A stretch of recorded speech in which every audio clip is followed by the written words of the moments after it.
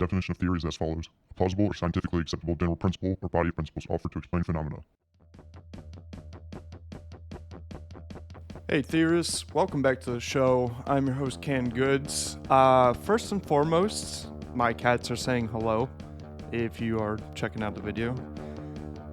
I'd like to apologize for the lack of content in the past few weeks. It's been a pretty crazy and stressful time this holiday season, and I had to take a break for personal mental health reasons. I think that stuff's really important. Doing a channel like this where I explore some pretty deep and crazy stuff, sometimes you need a little bit of separation, and it was getting to be a bit much. Oh, come here, Sib. This is Sibby. Hi, Sib.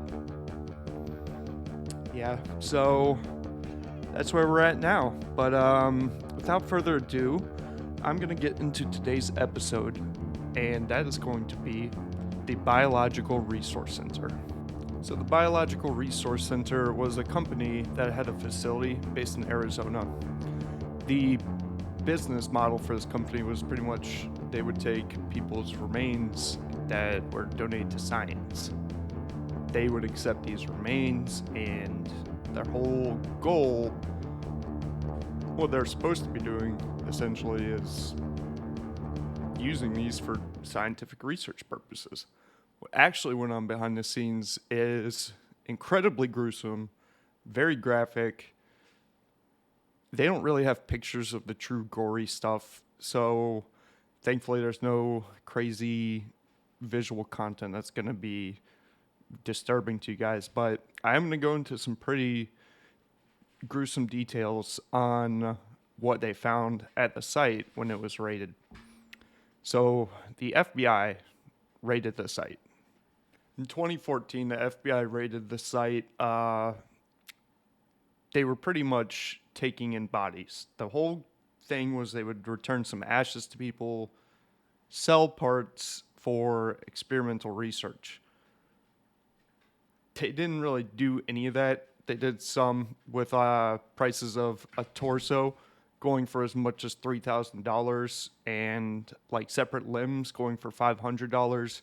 And that was the business practice.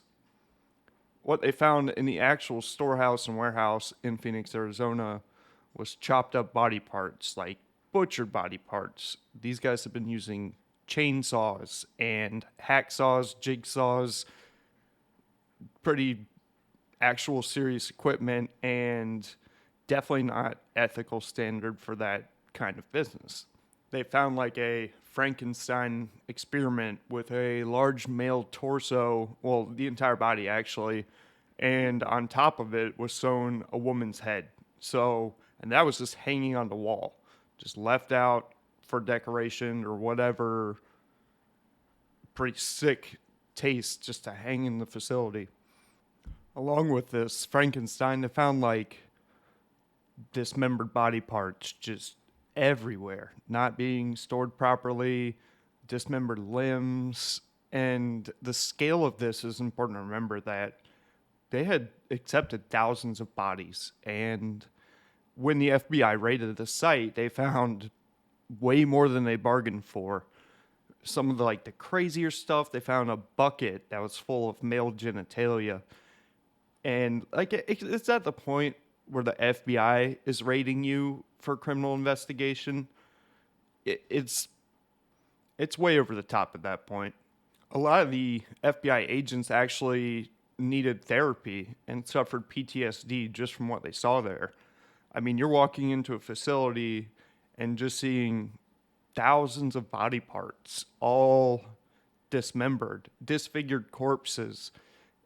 And this is all a for-profit industry known as body brokering. It's a very, very nightmare scene just to walk in on when they're just conducting these willy-nilly. There's no formal federal regulation on these facilities in Arizona, at least back in 2014. There might be now, but it's a nightmare. You're walking in and just finding hacked up limbs everywhere, scalpels. I feel like what they found wasn't just dismembering for profit. I feel like there were some sick individuals that were doing stuff for their own pleasure there. So obviously, these bodies came from people's families who donated them to these centers, hoping that they would actually be having a purpose and used in medical research for the benefit of mankind. They didn't expect these results, and obviously there was a lot of outrage. They filed a lawsuit back in 2014 after the raid. There's a whole lot of testimony of people, family members, and the ashes that they received back from the Biological Resource Center, everything was so mismatched and unorganized. It's very, very likely that the ashes they received weren't even from their own loved ones. They were just random ashes put together from all sorts of different bodies. Now let's get to the man in charge. His name is Stephen Gore. Pretty fitting name, honestly, with all this stuff that's happening there. Gore was convicted in 2015 of running an illegal enterprise whereby he was selling infected body parts to unwitting donors and other facilities because the poor conditions at Biological Resource Center, there was disease running rampant. And you know what he got for this? 4 years probation. Didn't even receive serious time. The good news is, though, the court ordered a $58 million settlement to be paid out to the victims' families. What started raising the awareness and brought them on the radar was when some severed heads were noticed crossing state lines that were traced back to Biological Resource Center back in Detroit. And things for Gore got worse in Detroit in the following year when they discovered some warehouses and they had sheds that just had blood just filling the place, just human blood just pooled on the floor. It was noticed by witnesses oozing out of these camper containers, so they alerted the FBI. They came and investigated, and they found severed heads that were just pouring blood out. And none of them were packaged properly in accordance with the medical standards. And all these bodies were scheduled to be sent to a body broker named Arthur Rathburn. And he was also convicted for selling diseased and infected body parts. So Gore's official statement on this was, I could have been more open about the process of donation on the brochure we put in public view. When deciding which donors could be eligible to donate, I should have hired a medical director rather than relying on medical knowledge from books or the internet. Yeah, you should have hired a medical director, bro. This guy used to sell insurance.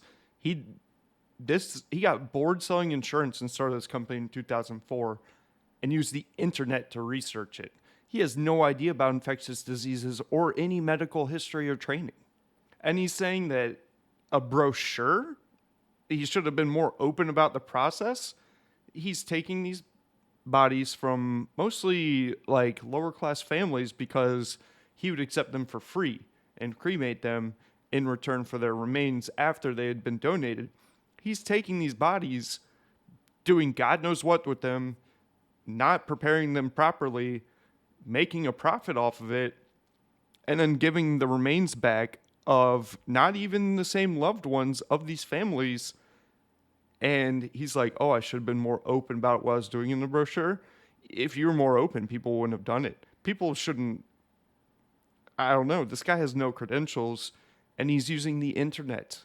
The internet just to Google, oh, hey, infectious diseases. Or I don't know what he was thinking. I guess he saw some money in it. The man had a plan. But 10 years later, blood starts oozing out of trailers. That's a big red flag. Like, what are you doing, buddy? So when you look up Biological Research Center on Google, you can actually see reviews of the business because it's business. And some of them are like obviously declaring it's horrible and look up the conditions and everything in the past history of it. One of my favorites, though, is nothing was labeled or organized. I could not find anything I was looking for. The prices were decent, though. So it kind of just, I don't know, that one guy kind of made my day just reading that. And it's ironic. It's a terrible thing to laugh at, but I like to look at tragedy and hopefully, at least there can be some sort of positive light on it. The whole thing was terrible. Thankfully, there was the lawsuit that settled and actually gave some money back to the families. It is terrible. Like, it's very gory, it's gruesome, unethical, and all for profit. And like, they were selling bodies to medical centers, universities for study, and even the US Army for ballistics testing. Like, they would send body parts to the US Army and shoot them with missiles, blow them up, and record results. It's kind of crazy. And pretty much all this guy got was a slap on the hand, 4 years probation. So his probation's over now. This is the year 2021, and he's pretty silent these days. I was trying to find anything about his whereabouts or what he's up to now. Couldn't find anything. But poor families, if there are any families of this event that are watching this, I give you my deep condolences. I'm sorry that this happened to your loved ones. It should have never happened, and I'm just happy that there was a stop that was put to it. This is an anomaly in the industry, and other body brokers and businesses that do operate with this function hopefully would never, ever, ever dare to practice these procedures. But all right, folks, that's going to wrap it up. I'm going to hop into the condensed segment. Thank you guys for watching. I am sorry there was the big break once again. Like I said, I think it's really important if you're going through a lot. The holiday seasons have never really been like a great time for me. And looking up the stuff that I do sometimes, it's pretty heavy stuff. This one I've been looking up a couple weeks, and it's pretty deplorable, the conditions that were going on there. And apart from that, I've just been very occupied in real life. We've got the puppy who's right back there now. He's cute, which is the only thing that's saving him because he is a demon. But things have just been busy, normal holiday season stuff, I've been spending time with family, busy with work, got some other enterprises I'm going into, and thank you guys for the support. All my viewers, all my listeners out there, thanks for sticking by me. I hope you guys tune into this episode, and love you all. It's your host, Canned Goods, signing off.